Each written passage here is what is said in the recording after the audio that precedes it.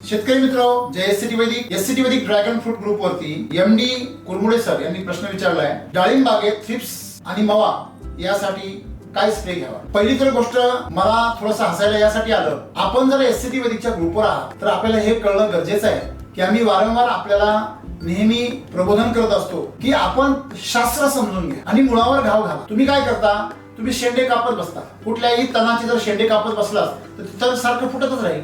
पण तुम्ही ते मुळापासून जर उपटून घेतलं तर ते परत येणार नाही. तसं कुठल्याही समस्येच्या मुळाशी जा. मुळात डाळिंबामध्ये थ्रिप्स किंवा मावा का येतो? जेव्हा नायट्रोजन लेवल वाढते तेव्हा सीएन रेशो मध्ये सी कमी पडतो आणि नायट्रोजन हाय होतो, तेव्हा त्या पिकामध्ये प्रथिनांची निर्मिती जास्त होते, प्रोटीन सिंथेसिस जास्त होतं आणि त्यामुळे रस तयार होतो. आणि तो जो रस असतो शोषणासाठी ही सगळी थ्रिप्स असेल, मावा असेल, ही कीड झाड आकर्षित करतं. ते स्वतःहून येत नाही, झाड त्याला अशा प्रकारचा गंध पसरवतं की अतिरिक्त झालेलं जे नत्र आहे ते तू शोषून घे. तुम्ही अभ्यास जर केला की ज्या वेळेस याचं नत्र जेव्हा ऊन पडायला लागतं तेव्हा आपोआप कमी होतं, शेंडे तोपर्यंत जळून गेलेले असतात आणि त्यानंतर मावा आपोआप गायब होतो. कारण आपण हे शास्त्र समजून घेतलं पाहिजे. एससीटी वैदिक मध्ये जर आपण बेसल डोस स्ट्रॉंग देत असाल, आपण जर सॉइल चार्जर वेळेवर भरपूर वापरत असाल आणि गरज पडली तर आपण सॉइल चार्जर 10 ml प्रमाणे झाडावरती तुम्ही जर फवारलं 15 ml प्रमाणे थोडं वाढून आणखीन, तर तुम्हाला ह्या माव्याचा सकिंग पेस्टचा त्रास होणार नाही. तुम्हाला आश्चर्य वाटेल की अरे पण सॉइल चार्जर वापरून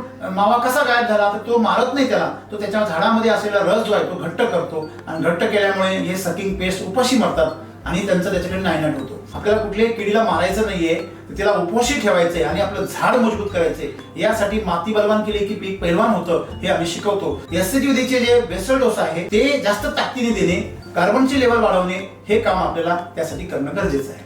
धन्यवाद.